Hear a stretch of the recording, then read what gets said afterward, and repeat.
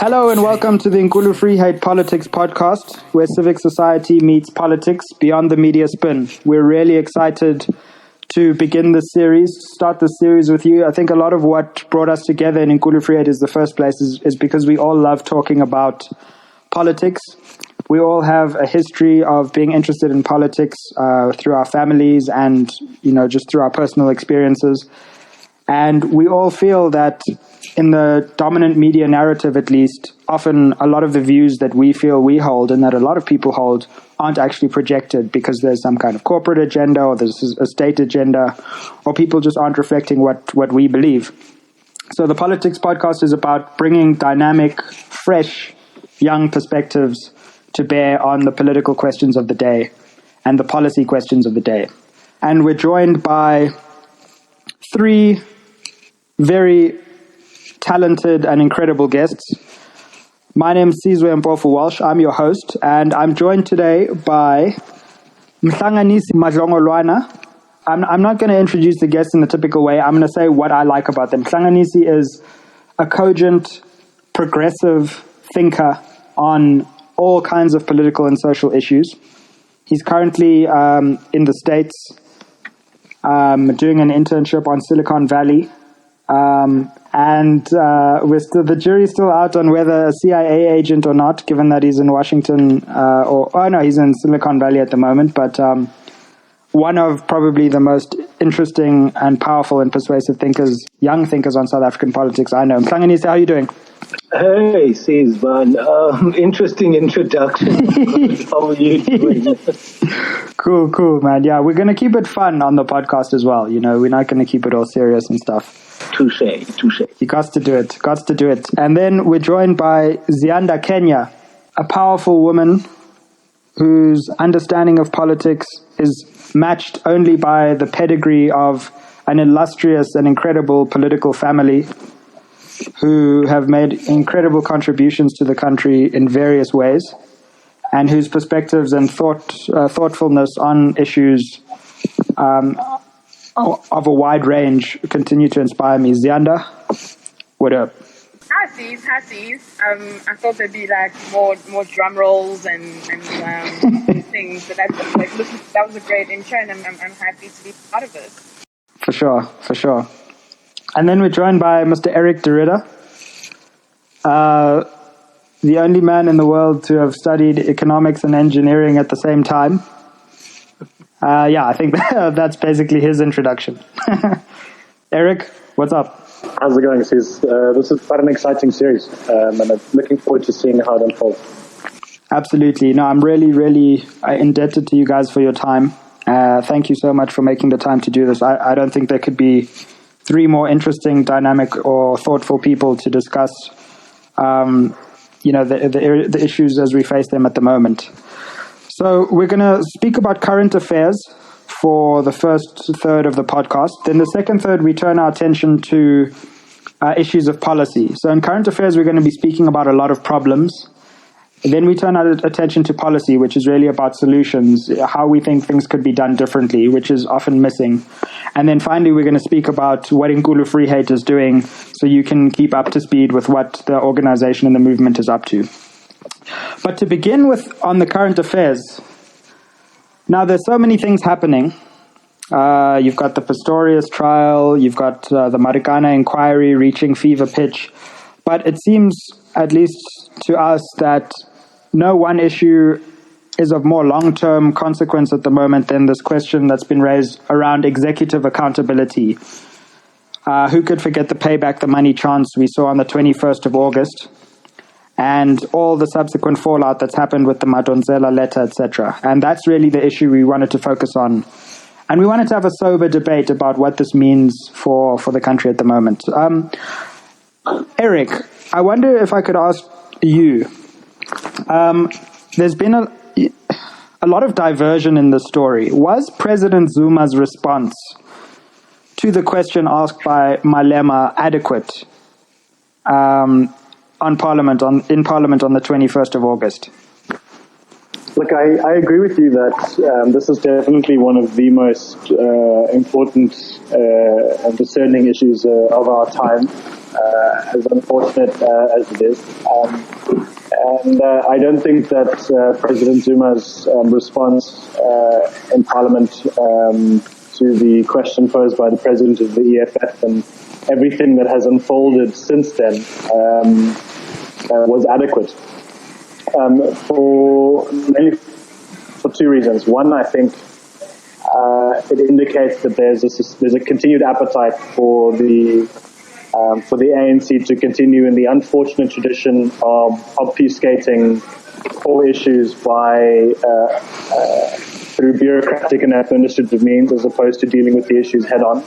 And the second reason I think it's disappointing is because this was a golden opportunity for the ANC to recover moral ground lost in recent times, and for them to tackle the issue head on. And that was a prime opportunity to do that. And I think if the ANC responds more appropriately, or had responded more appropriately, they would have much more control over the issue, and South Africa would be much better for it. And what about you, Mr. Madlongolwana? I must say, firstly, I woke up that morning and I woke up to tweets and photos of police in riot gear. And I was like, what's happening? Is there a coup? and I was missing out, I must admit. Mine was much of a delayed reaction. Look, there are a couple of issues here, or there are a couple of interesting things to look at. For me, firstly, I am excited by the rigorous debate, if you want to call it that, in our National Assembly. It's been a sleeping fest for way too long. So it's interesting to have that sort of disruption, which I think is necessary to ensure debate around the issue. Whether that debate is something that's valuable to the broader South African cause, that's a different discussion to be had altogether. I do think that obviously we all know the president didn't answer any question there. He's a master linguist. He didn't answer any question there, and that in itself is problematic. And the bureaucratic machinery, as Erik rightly pointed out, defends him, and to a certain extent there is validity to the process in itself. So we need to be asking ourselves, firstly, are the current channels of accountability and executive accountability really keeping people accountable? And you see, for instance, how members of the ANC within Parliament were very quick to defer all the relevant debates to an ad hoc committee, which we've seen has been frustrated for some time now. So these processes, clearly the bureaucratic machinery is something that the party has mastered, and which every party should master in the first place. But do these processes really ensure for an accountable space, or a space where we can keep the executive accountable?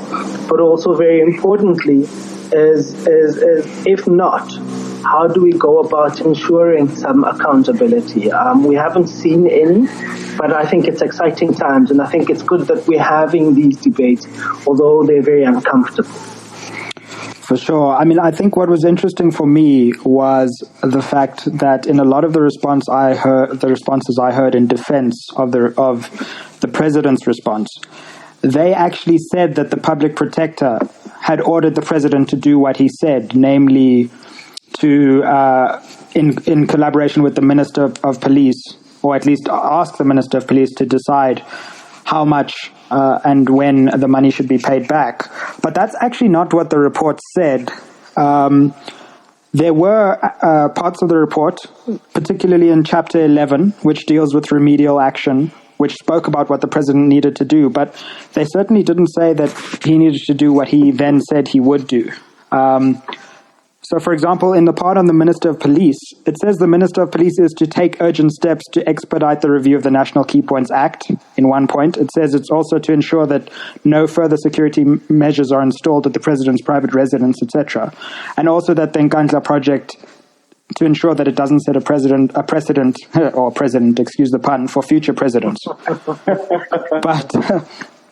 But nowhere does it say that he should be the person in Chapter 11 that decides how much should be paid back. It does say in Section 10.9.1.4 as well that the president did unduly benefit from the installations and that he should pay it back in consultation with the SAPS and the National Treasury.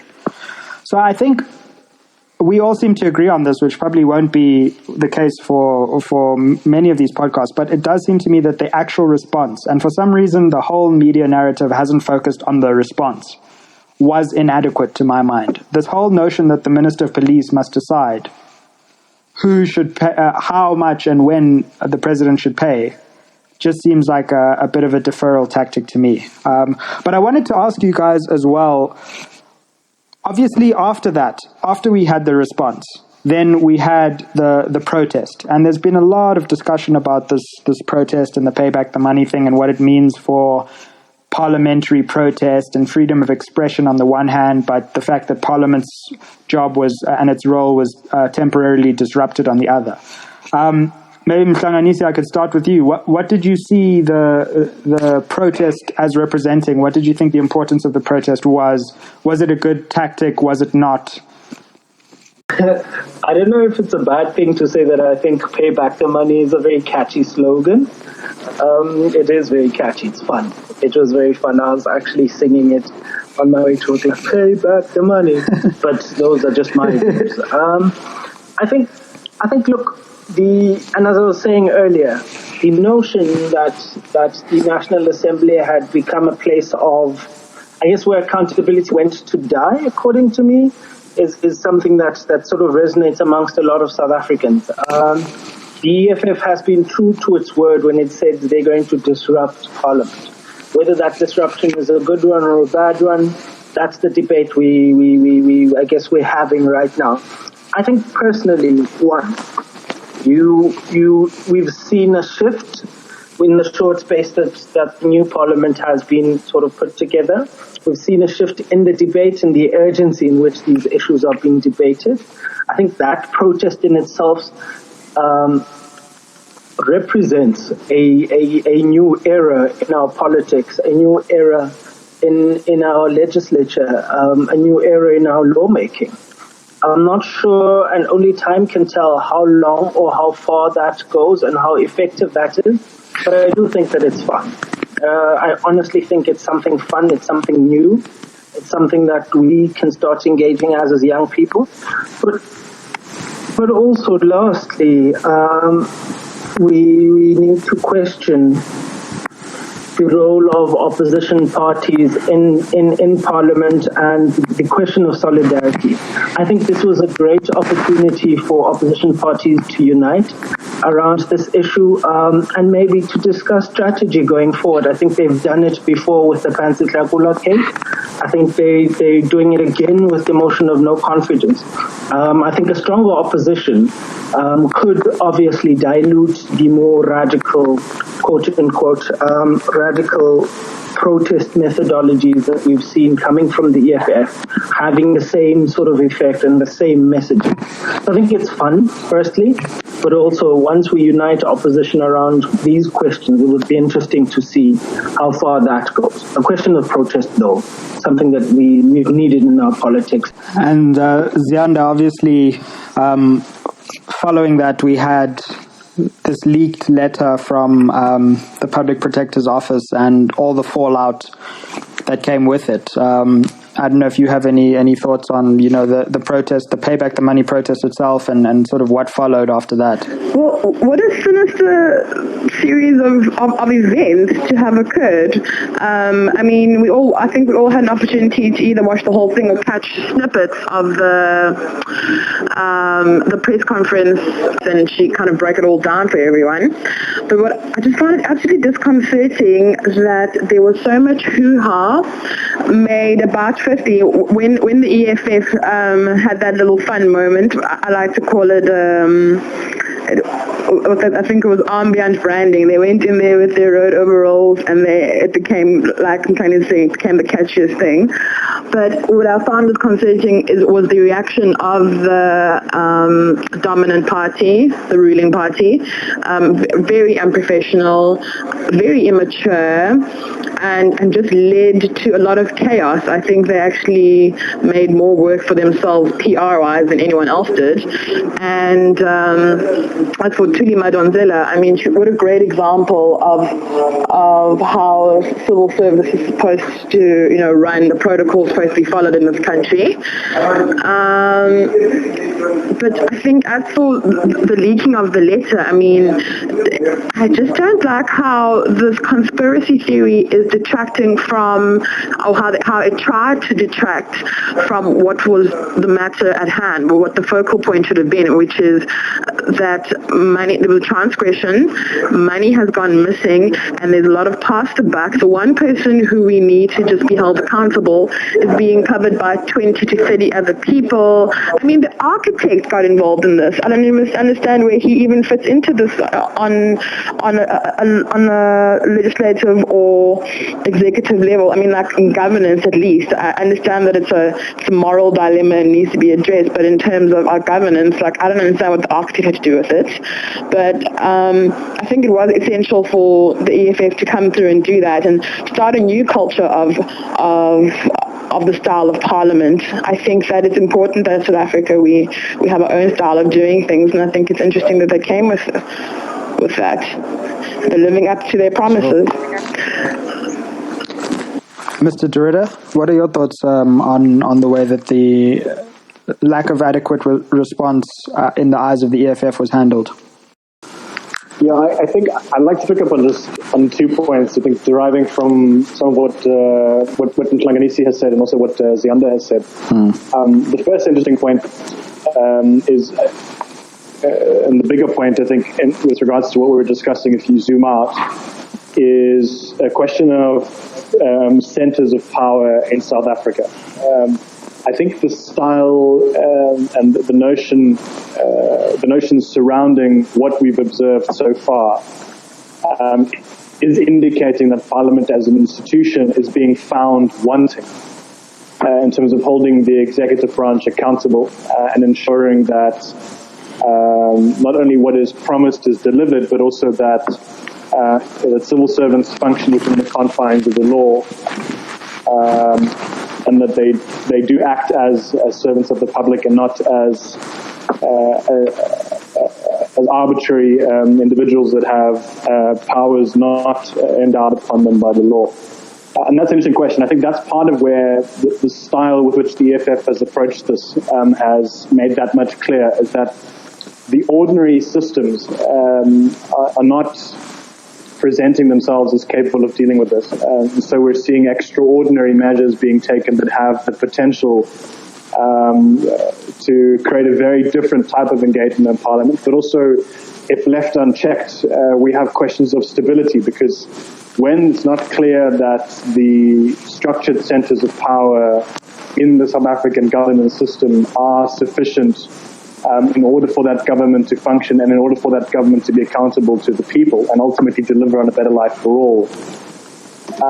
That's a very dangerous road to go on. So in terms of the ANC's response to those questions, I think it's indicative of the fact that Parliament is not as powerful as perhaps it should be, and that significant work needs to be done in the coming decades to improve the functioning of the institution, but also improve its capacity to hold the executive accountable. Even before 1994, in the old South African Parliament, there were instances where it was very easy for the executive to flout parliamentary authority, and many of the same laws and procedures are still in place. We've got to ask ourselves: have we transformed Parliament to the extent that we require in order for it to adapt to a democratic South Africa, in order to advance the product of consolidating democracy in South Africa?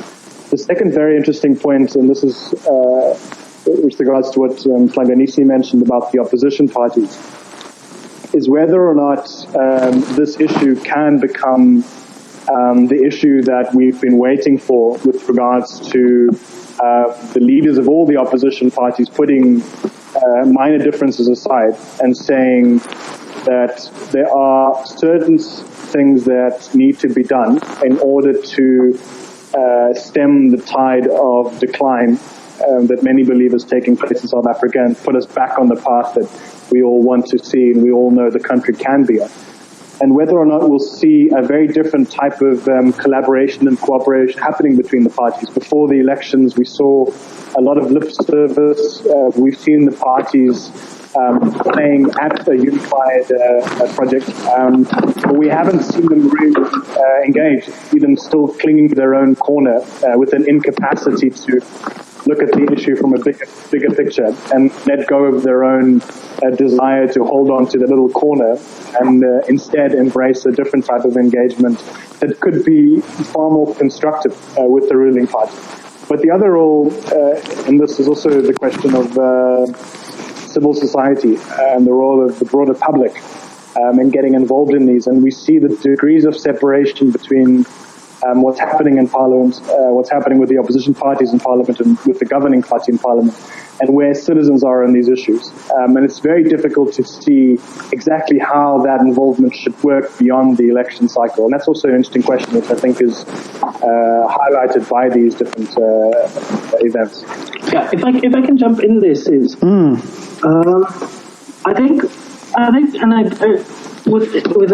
agree with Erik on the question of civil society and the involvement of sort of normal citizens, if you would use that term, in these processes and in these processes of accountability. I think the problem with our democracy, however rosy it seems, has been one of a sort of total handover of power from citizens to sort of the executive, and it's something that happens every 5 years. We see ourselves sort of jostling for that power again, sort of having that power, and it's an intermittent power transfer that's problematic in itself. But it's an interesting question to debate around the question of how do we get people involved? How do we get people constantly involved, and what are the processes? Because right now the machinery in our country is vote for a representative, send that representative to Parliament, hope that representative will actually represent your views. And will not necessarily toe the party line. That's if you know your representative, by the way. So I think there are a lot of questions around, firstly, the composition of Parliament in the debate that we should be having going forward, and I hope this is one of our podcasts will deal with that question, but also the issue of accountability and how we get civil society in there. Should these sessions, some of these sessions that are said to be closed, should they be open to members of the public? What's a way to sort of ensure that members of the public actively engage the processes? Is there a way to maybe someone sits in Parliament, takes tweets or takes SMSs or takes questions from members of the country, of citizens, and just asks the questions themselves? I think it would be an interesting way to think about things going forward and think about involvement with the advent, obviously, of technology and looking how you can control that. I think there's no reason why we cannot start thinking about it in that way. That's just me being crazy, by the way, but yeah. Sure. Well, I think that's an apposite point at which to leave this particular discussion. Obviously, if you have any thoughts while you're listening to this podcast about the issues that have been raised, if you have different perspectives, if you'd like to challenge or agree with any of the issues that have been brought up, please tweet us on the hashtag IFH Politics Podcast. And the IFH account will get back to you and respond to you and will retweet. So long as you are parliamentar with your tweet. I think let's move from that point, because I can already hear it. A lot of people are going to be thinking that this podcast is just about criticizing those who hold public office. And firstly, those who hold public office should be criticized. But I think there is a legitimate point to be made that we can't just stop at criticism. Obviously, we need to speak about the issues of the day, but we also need to speak about what could be done differently. And in some instances, we need to praise what's being done right. So in these podcasts, after we speak about current affairs issues, we're going to be speaking about policy issues, and we're going to be touching on just those topics. Because this is the first podcast, we wanted to have a more open discussion. So in future podcasts, we'll speak about specific policy issues like land reform. We'll speak about whether state intervention in the economy is a good idea and whether it's feasible, etc. But for this podcast, we wanted to speak about what the main policy issues are that are confronting young people. So we're going to set the agenda with this podcast, and in future podcasts, we're going to be touching on each of these issues in detail and seeing how the government is doing well on some of them and how it's failing on others. So if I could maybe start with you, Ziyanda, and just ask you, in terms of InkuluFreeHeid's recent project, which looked at the different parties' manifestos, do you think that they covered all the right issues on the one hand, and on the other hand, what do you think, kind of a combined question, what do you think are the main issues confronting young South Africans that the country has to deal with? I definitely think that they covered all the right issues, mainly because all these issues are integrated. None of them are mutually exclusive at this point in our country and in this point in our infrastructure, to be quite honest with you. So they're all integrated, they're all related. My biggest concern, I think, would definitely be education. Education is problematic. And then followed by health. I think health and education in this country, of course, health on the up and up, actually. There are certain infrastructural things that I think should and could change. But Motoledi is doing an amazing job with coming up with new innovative ideas and programs, and I find that quite inspiring. That gives me a lot of hope, at least for his trajectory for the next three years for South Africa. It all seems quite doable. As for education, I feel like we kind of left that hanging in the air. We were all vehement that education, there needed to be a reform, we needed to look into certain things, especially with regards to basic education, and then also access to higher education for the majority. But it seems as if we just left that in the lurch as a country. I mean, there was like 2 years where we were all adamant that something needed to change. And now it seems as if, election season came through and changed all of that. We all had amnesia all of a sudden. So I think education is definitely priority number one in South Africa. For sure. Mhlanganisi, your thoughts? I agree with Ziyanda firstly when it comes to the question of the non-mutual exclusivity of these issues. They're all connected. I, however, have an issue, and I've had an issue with the discourse before elections and post-elections, which is we need to create jobs.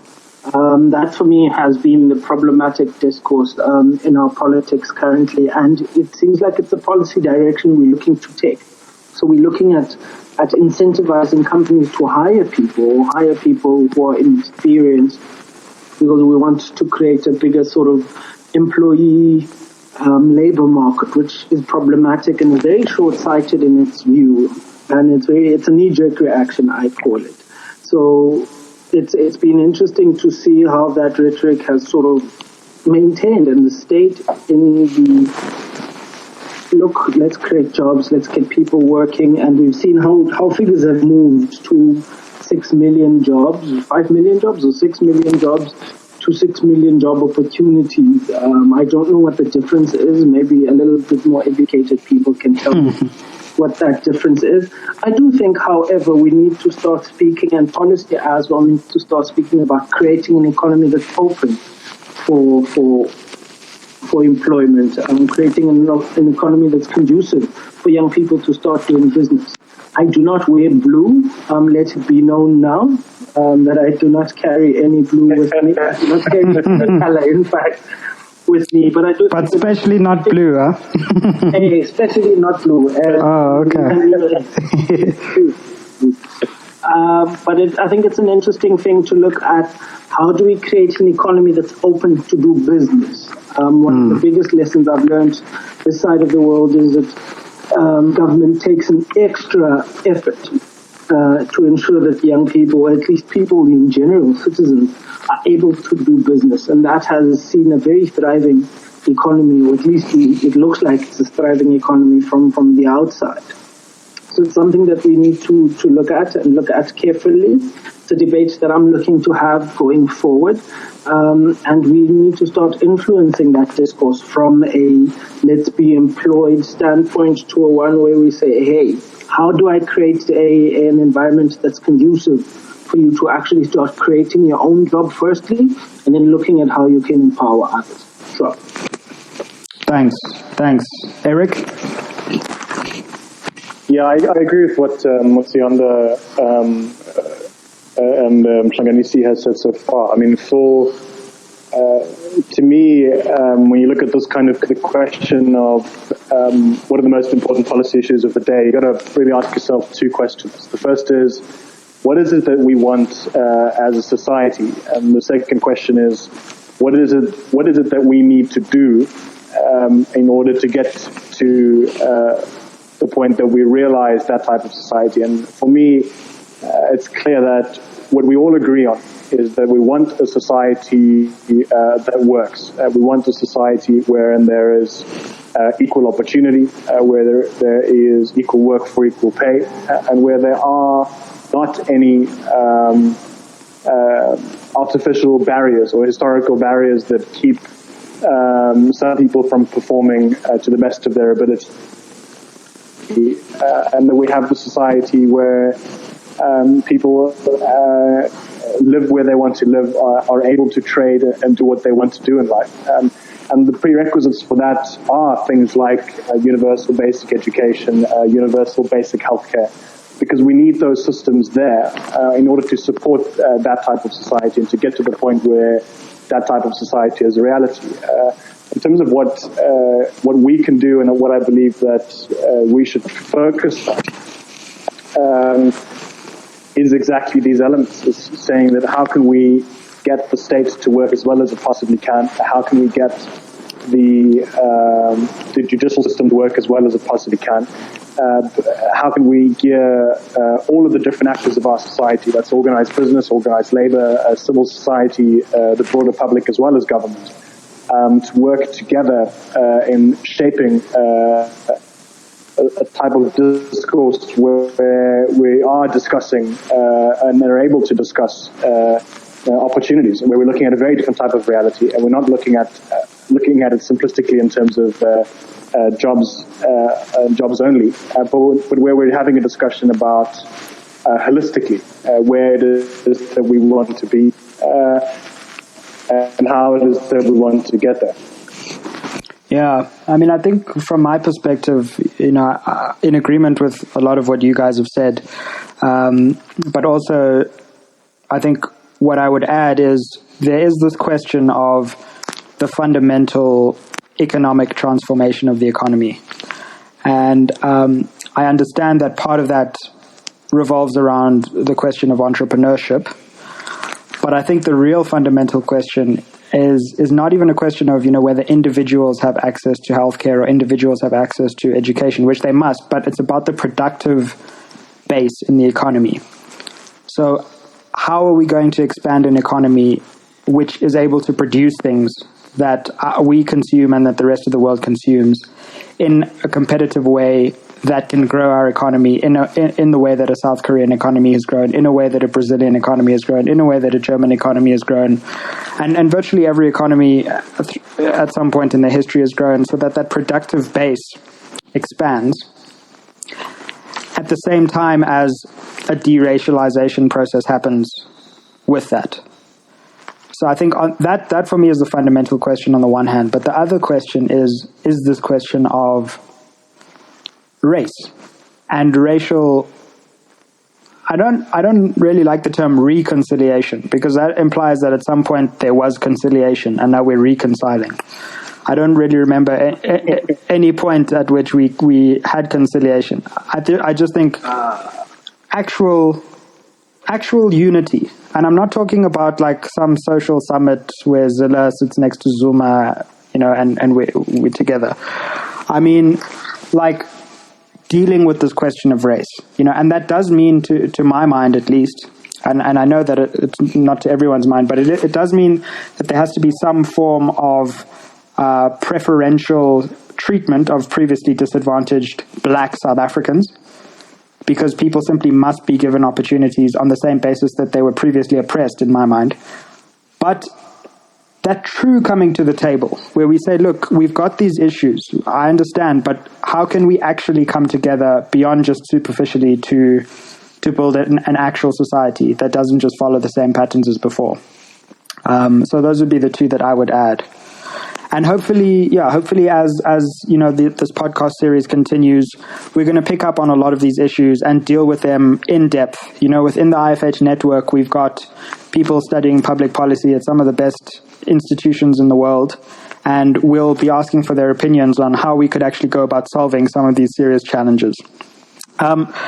Speaking of that, in terms of InkuluFreeHeid as an organization, we are going to be hosting our first National Democratic Convention in January 2015.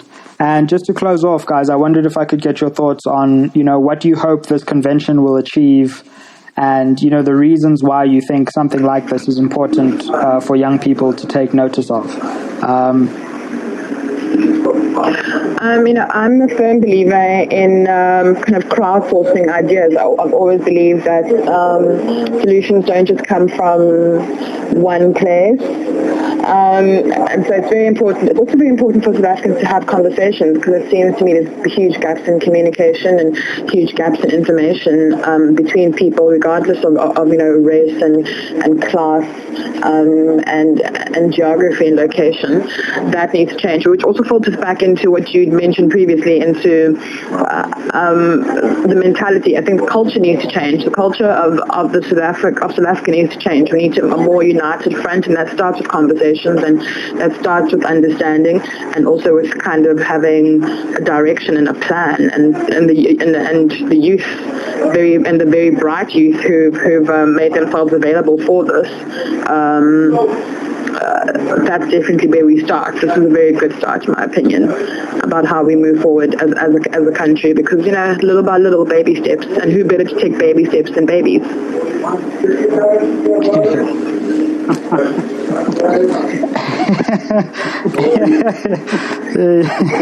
We're being dealt here. I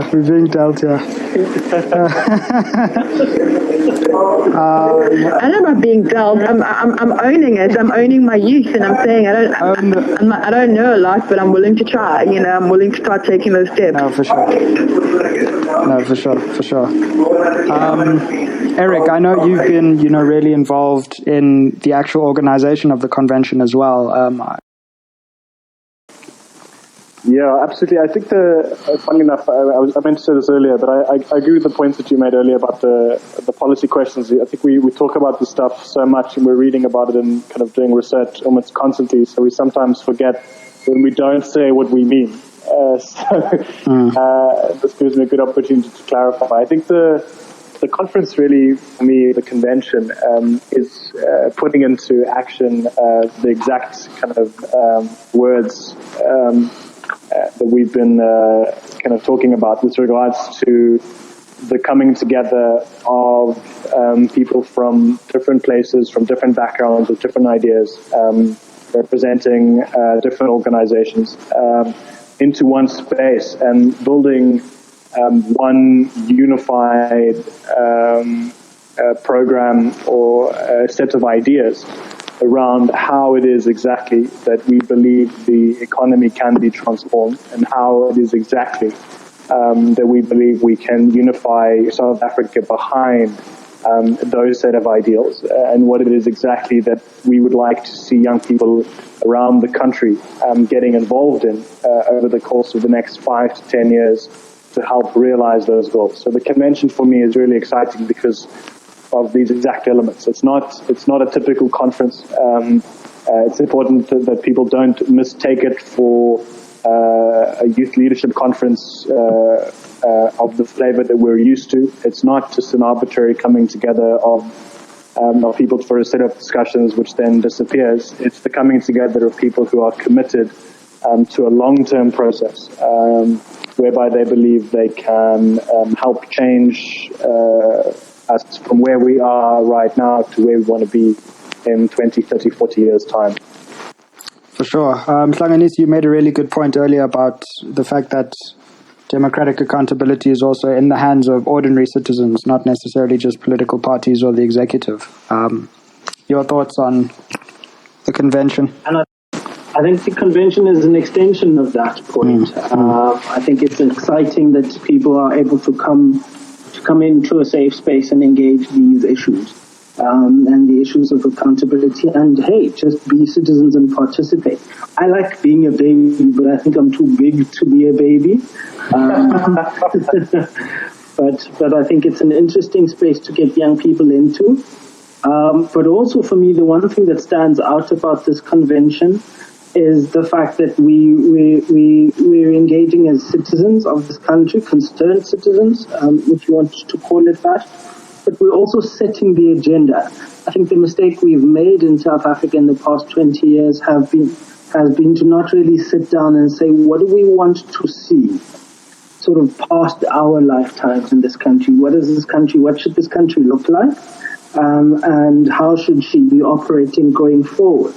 I think this is an opportunity for us to sort of start thinking about that and having those conversations, saying, this is what I'd like to see this country looking like.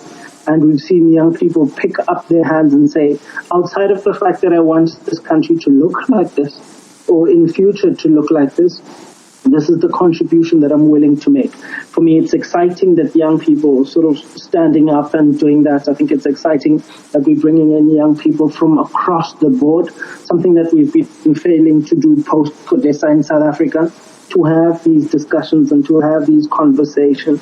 I am definitely looking forward to rigorous debate and discussion about these issues. It's going to be exciting, but I think for me what stands out and what's most poignant is the fact that we have the ability to set the agenda. For sure. I think a perfect place on which to end this first InkuluFreeHeid podcast. Your guys' Twitter handles. Well, let's do the InkuluFreeHeid one first, at InkuluFreeHeid. You can find us at facebook.com/InkuluFreeHeid as well. InkuluFreeHeid. Please follow us on Twitter, engage with us. If you want to engage with this podcast or any of the things we've said, hashtag IFH Politics Podcast, send us a tweet and we will respond to you. Your guys' Twitter handles? Erik? Mhlanganisi, yeah. I am at Mhlanganisi24, at MHLANGANISI24. A mouthful, I know. Great stuff. Erik, then Ziyanda. It's I'm at Erik, ERIK_Derrida, DERIDVER. Great stuff. I'm at ZEEKNY, so that's ZKNY. That's me. Great stuff. And I'm at Sizwe MW, SIZWE MW. Tweet us and please do share this podcast far and wide and let's spark a discussion about how we can make a tangible contribution to taking this beautiful country forward. Thanks so much for joining us, guys. I really appreciate it and hope to see you on future episodes. Yeah, this is fun. Thanks for having us, Sis. Cool. Thanks, everyone. Yeah, it was great. A lot of fun. Cool. Okay, bye, babies. We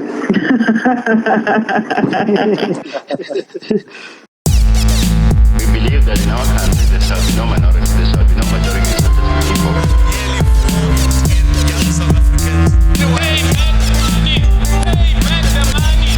The InkuluFreeHeid Politics Podcast. InkuluFreeHeid. Freedom. FreeHeid.